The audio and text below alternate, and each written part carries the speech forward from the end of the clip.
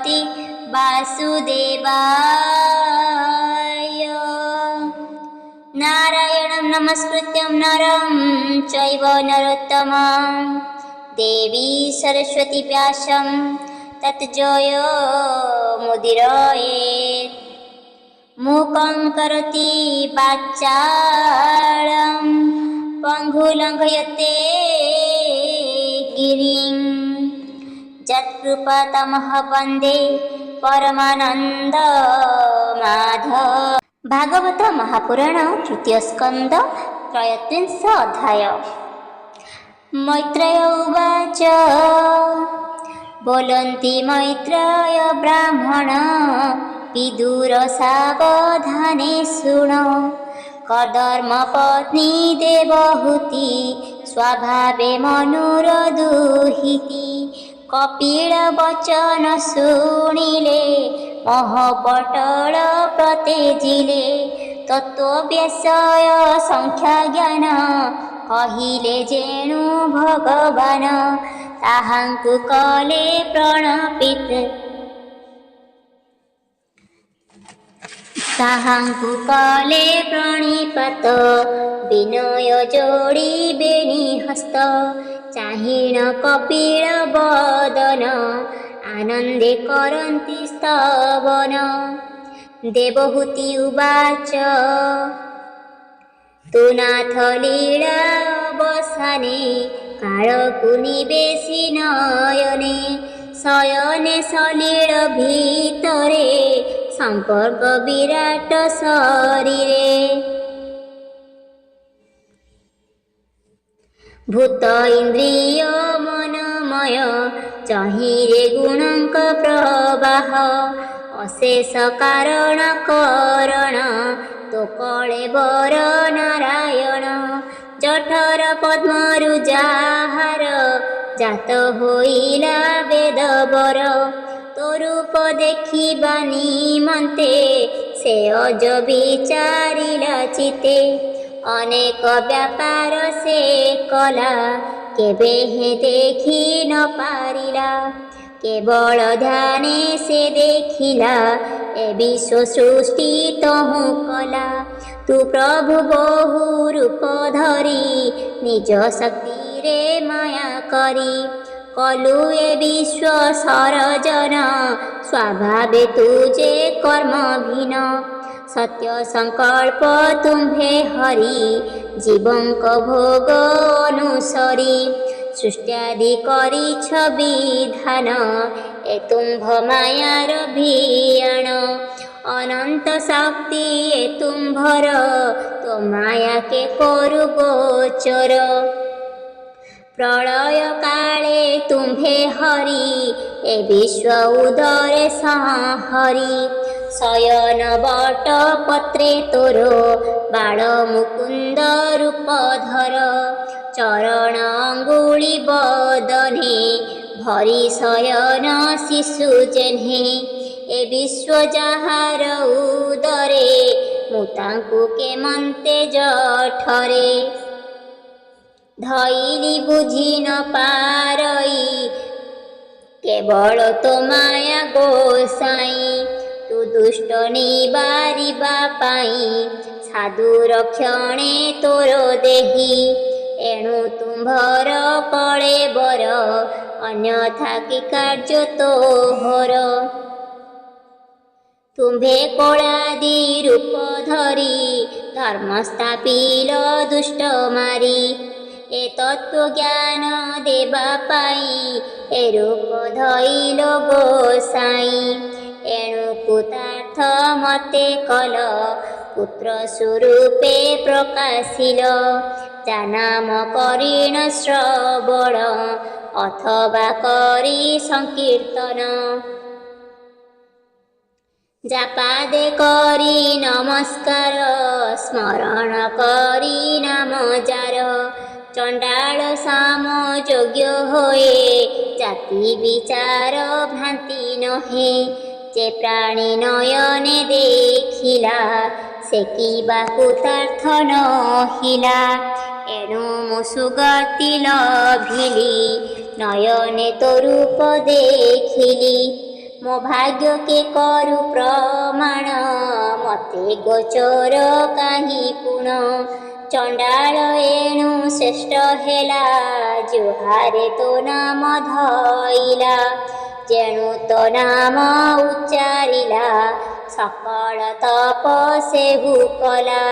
ହୋମାଦି କଲା ବେଦ ମନ୍ତ୍ରେ, ସ୍ନାନ ସେ କଲା ନାନା ତୀର୍ଥେ।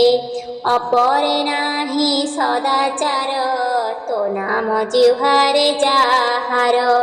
ସମଗ୍ର ବେଦ ସେ ପଢ଼ିଲା, ଯେ ତୁମ୍ଭ ନାମ ଉଚ୍ଚାରିଲା। ତୁମ୍ଭେ ଯେ ପୁରୁଷ ପୁରାଣ, ସକଳ ଜଗତ ନିଦାନ। ତୁମ୍ଭଙ୍କୁ ନିଶ୍ଚଳ ମନରେ, ଯୋଗୀ ଭାବନ୍ତି ନିରନ୍ତରେ। ଗୁଣମାନଙ୍କୁ ନିଜ ତଳେ, ଗୁଣମାନଙ୍କୁ ନିଜ ତେଜେ, ବିନାଶ କରିଛ ସହଜେ। ତୁ ବ୍ରହ୍ମ ପରମ ପୁରୁଷ, ଯୋଗୀଙ୍କ ମନେ ତୁ ପ୍ରକାଶ। ତୁମ୍ଭେ କପିଳ ବେଦ ଗର୍ଭ, ତୁ ବିଷ୍ଣୁ ବ୍ୟାପୀ ଅଛୁ ସର୍ବ। ବନ୍ଧଇ ତୁମର ଚରଣ, ତୋ ବିନୁ ନ ଜାଣଇଆନ। ମୈତ୍ରେୟ ଉବାଚ, ବୋଲନ୍ତି ମୈତ୍ରେୟ ଗୋସାଇଁ, ଶୁଣ ବିଦୁର ମନ ଦେଇ। ଏମନ୍ତେ ଦିବ୍ୟ ସ୍ତୁତି କରି, ଆନନ୍ଦ ମନେ ମୋଦ ଭରି। ଶୁଣ ହେ ବିଦୁର ତଦନ୍ତେ, ଜନନୀ ସ୍ତବନ କରନ୍ତେ। ଯେ କପିଳ ଭଗବାନ, ସାକ୍ଷାତେ ପରମ ପୁମାନ। ଗଭୀର ବଚନେ ସଧୀରେ, କହିଲେ ଜନନୀ ଛାମୁରେ। କପିଳ ଉବାଚ, ଭୋ ମାତ ଘେନ ମୋ ବଚନ, ମୋହର ବାକ୍ୟ ଦିଅ ମନ। ଯେ ମାର୍ଗ ଭଜନ ପ୍ରକାର, କହିଲୁ ଅଗ୍ରତେ ତୁମ୍ଭର। ଯେବେ ମାର୍ଗେ ତୁମ୍ଭେ ଯିବ, ଏକାନ୍ତେ କୃଷ୍ଣକୁ ଲଭିବ। ଅଚିରେ ଲଭିବ ମୁକତି, ପାଇଣ ନିଶ୍ଚଳ ଭକତି। ଏ ମାର୍ଗେ ଶ୍ରଦ୍ଧା ତୁମ୍ଭେ କର, ଲଭିବ ଗୋବିନ୍ଦ ପୟର। ଏମନ୍ତେ ବ୍ରହ୍ମବାଦୀ ମାନେ, ମତେ ଲଭନ୍ତି ସାବଧାନେ। ଯହିଁରେ ମୃତ୍ୟୁ ଭୟ ନାହିଁ, ଶୁଣ ଜନନୀ ମନ ଦେଇ। ତୁମ୍ଭେ ପାଇବ ସେହି ମତେ, ଏଣୁ କହିଲି ତୁମ୍ଭ ହିତେ। ଏମନ୍ତ ଯେହୁ ନ ଜାଣନ୍ତି, ସେ ପ୍ରାଣୀ ମତେ ନ ଭଜନ୍ତି। ମୈତ୍ରେୟ ଉବାଚ, ଏମନ୍ତ ଭାବେ ଆତ୍ମାଗତି, ଦେଖାଇ ଦେଲେ ରମାପତି। ମାତାଙ୍କ ଅନୁମତି ନେଲେ, ତପ ସାଧନେ ବନେ ଗଲେ। ବ୍ରହ୍ମବାଦିନୀ ଦେବହୂତି, ଯୋଗ ମାର୍ଗରେ ଦେଲେ ମତି। ଆଶ୍ରମ ସରସ୍ୱତୀ ତୀରେ, ଯୋଗ ସାଧିଲେ ସେ ନିଶ୍ଚଳେ। ରହିଲେ ପୁତ୍ର ବାକ୍ୟ ଘେନି, ସେ ସ୍ଥାନେ କଦର୍ମ ଘରଣୀ। ସେ କାଳ ତ୍ରୟେ ସ୍ନାନ କରି, ବିହିତ ସକଳ ଆଚରି। କୁଟିଳ ଅଳକ ସକଳ, ସେ ହେଲା କପିଳ ଜଟିଳ।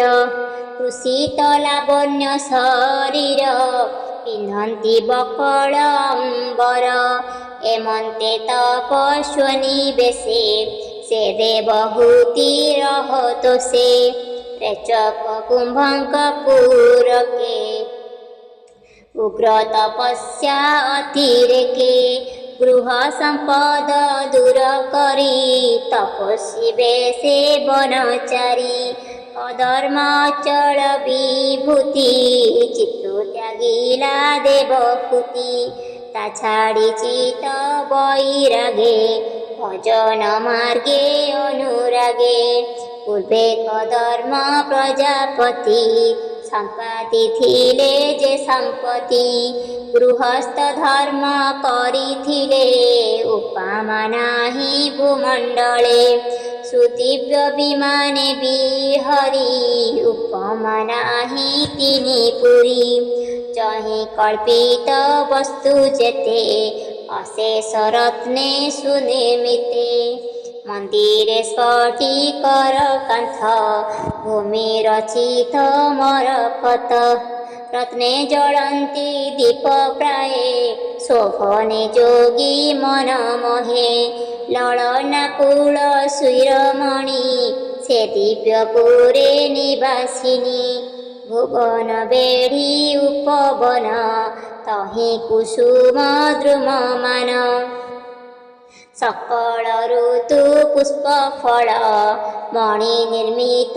ସ୍ତମ୍ଭ କୂଳ ଦେବଙ୍କ ଦିବ୍ୟ ଭୋଗ ଯହିଁ ସର୍ବଦା କାଳ ସୁଖମୟୀ ବିଚିତ୍ର ଚିତ୍ର ହେମମୟେ ଚିତ୍ର ପତାକା ଧ୍ୱଜ ଶହେ ସୁଗନ୍ଧ ପୁଷ୍ପ ମାଳେ ମାଳେ ଚେରଥେ ଲମ୍ବେ ସୁଗହଳେ କବିର ଭୃଙ୍ଗ ନାଦ ସହେ ଆଟ ବସନ ମନ ମୋହେ ଉପରେ ନୀଳ ରତ୍ନମଣି ବିରାଜେ ରବି ତେଜ ଜିଣି ସେ ରଥେ ସୁବର୍ଣ୍ଣ ପଲଙ୍କ ବିଚିତ୍ର ରଜ ପଣ୍ଡୁରିକ ତା ସଜ ଦୁଗ୍ଧ ଫେନ ନିଭ ଦେଖି ଦେବଙ୍କ ହୋଏ ଲାଭ ବିଶ୍ୱକର୍ମାର ଶିଳ୍ପୀପଣ ଯେ ରଥେ ହୋଇଛି ଘଟଣ ମହାକର୍ମସ୍ଥ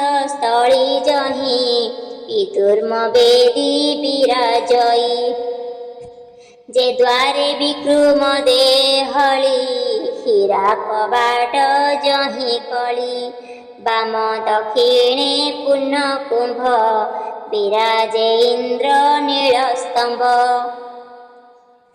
ଜଳନ୍ତି ପଦ୍ମ ରାଗ ଦୀପେ ବିଚିତ୍ର ଶିଖେ ଚନ୍ଦ୍ର ତପେ ମୁକ୍ତି କହେମ ମାଳା ଲମ୍ବେ ପାଠ ଦୋଳିକା ରତ୍ନ ସ୍ତମ୍ଭେ ଶ୍ୱେତ ହଂସକ ପାରାବତ ନାଦ କରନ୍ତି ଉନ୍ମତ ବିମାନ ଶିଖେ ଜଳାରନ୍ଧ୍ରେ ଧୂମ ନିର୍ଗତ ଧୂପ ଗନ୍ଧେ ବିହାର ସ୍ଥାନ ସୁମଣ୍ଡନ ସୁବର୍ଣ୍ଣ ନିର୍ମିତ ପ୍ରାଙ୍ଗଣ ନାନା ବିଶ୍ରାମ ସ୍ଥାନ ସହେ ଦେଖି ଯୋଗୀଙ୍କ ମନ ମୋହେ ବିମାନେ ଯେବେ ବିହରନ୍ତି ସେ ସୁଖ ସେମାନେ ବାଞ୍ଛନ୍ତି ନାନା ବିଚିତ୍ର କର୍ମମୟେ ଦିବ୍ୟପୁରରେ ଶୋଭା ପାଏ सोहे सुवर्ण पीढ़मान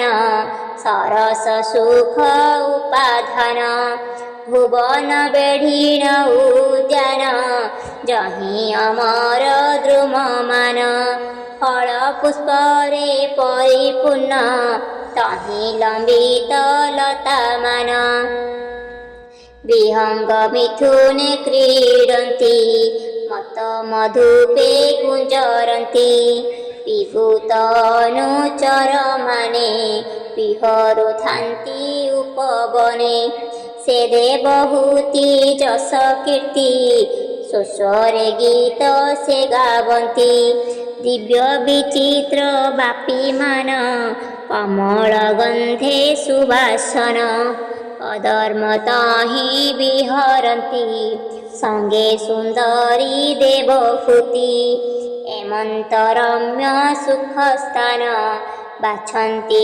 इंद्रपतिमान से पुरतेजी देवहूति जोग साधने कले मति प्रतेजी स्वामी पुत्र गले तेणु विरहे न मजिले शोकरे विषण्ण बदन तथापि जोगी दृढ़ मन पति विच्छेद दुःखाकुले पुत्र सुसंगे सुखे थिले से पुत्र तेजी गले बन एणु विच्छेदे दुःख मन ବର୍ଷା ବିୟୋଗେ ଜେନେ ଗାଇ ଯେମନ୍ତେ ବ୍ୟାକୁଳେ ରୋଦଇ ସେ ରୂପେ ଆକୁଳ ହୋଇଲେ ହା ପୁତ୍ର ବୋଲି ମୋହ ଗଲେ ଜନ୍ମିଲା ହୃଦେ ତତ୍ତ୍ୱଜ୍ଞାନ ତଥାପି ଶୋକ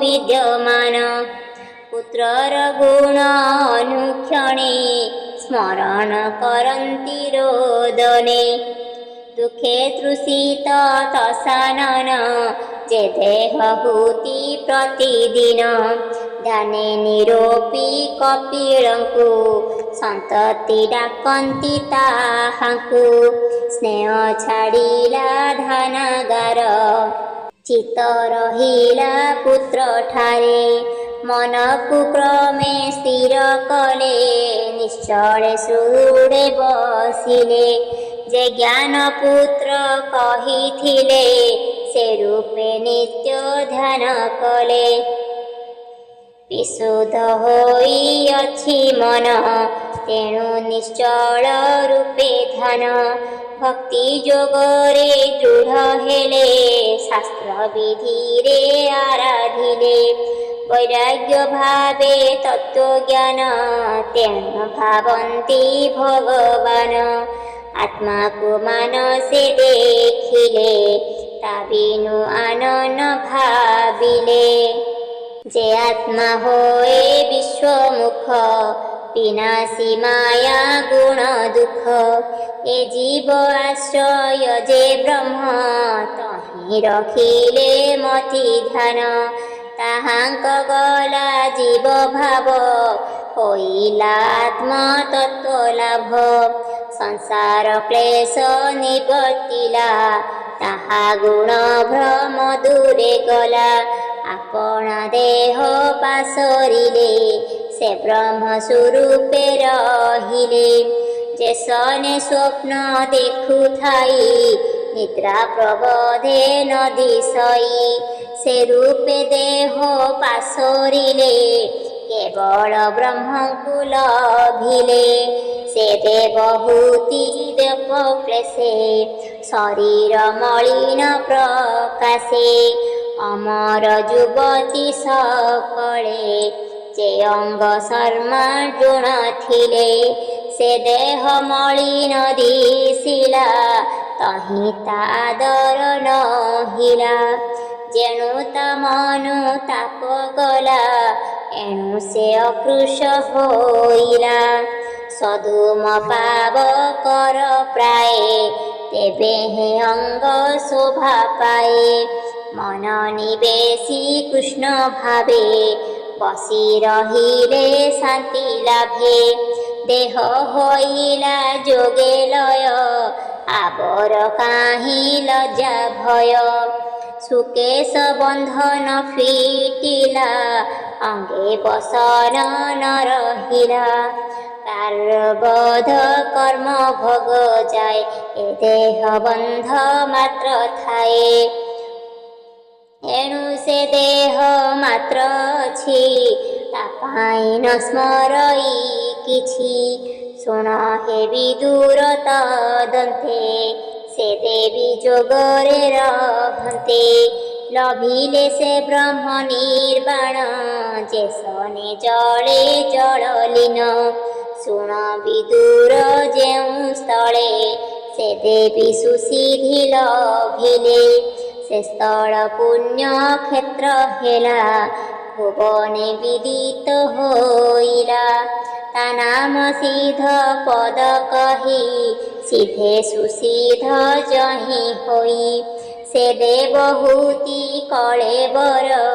ଯୋଗେ ସିଦ୍ଧ ପୁଣ୍ୟତର କୃଷ୍ଣ ଭାବନା ଧ୍ୟାନ ନିତ୍ୟ ଆନନ୍ଦ ଭକ୍ତି ଯୋଗ ଜ୍ୟୋତି ସେ ଧ୍ୟାନେ ଶରୀର ମିଳାଇ ନଦୀ ସ୍ୱରୂପେ ଗଲେ ବହି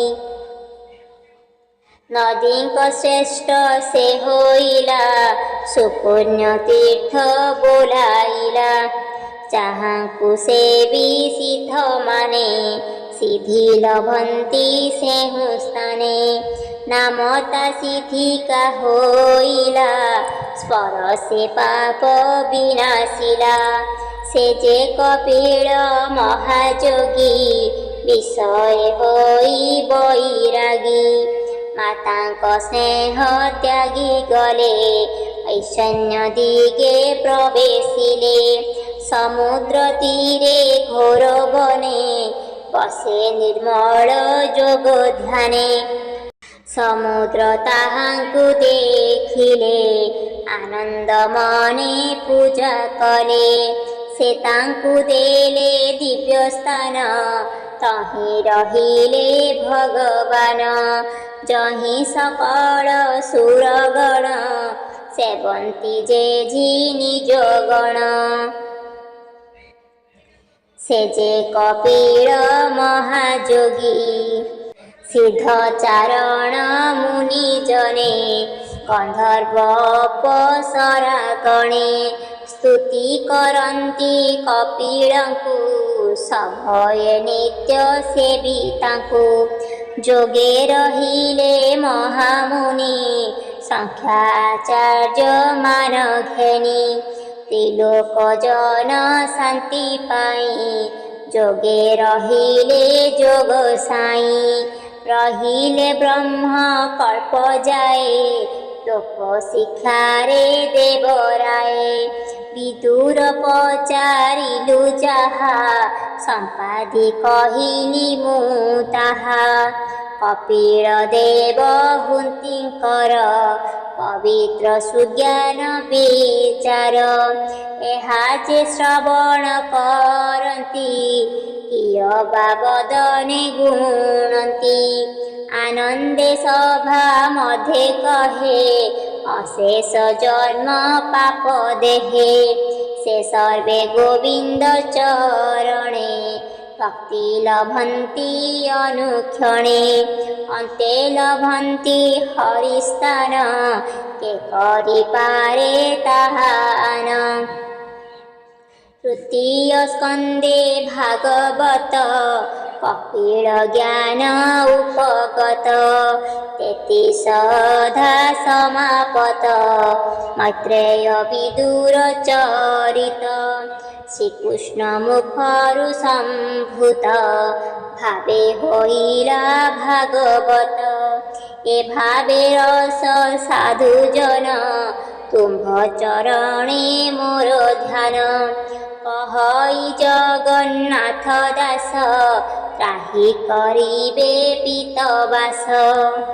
ଇତି ଶ୍ରୀମଦ୍ଭାଗବତେ ମହାପୁରାଣେ ପରମହଂସ୍ୟା ସଂହିତାୟାଂ ତୃତୀୟ ସ୍କନ୍ଧେ କପିଳ ଉପାଖ୍ୟାନ ତ୍ରୟୋତ୍ରିଂଶ ଅଧ୍ୟାୟ।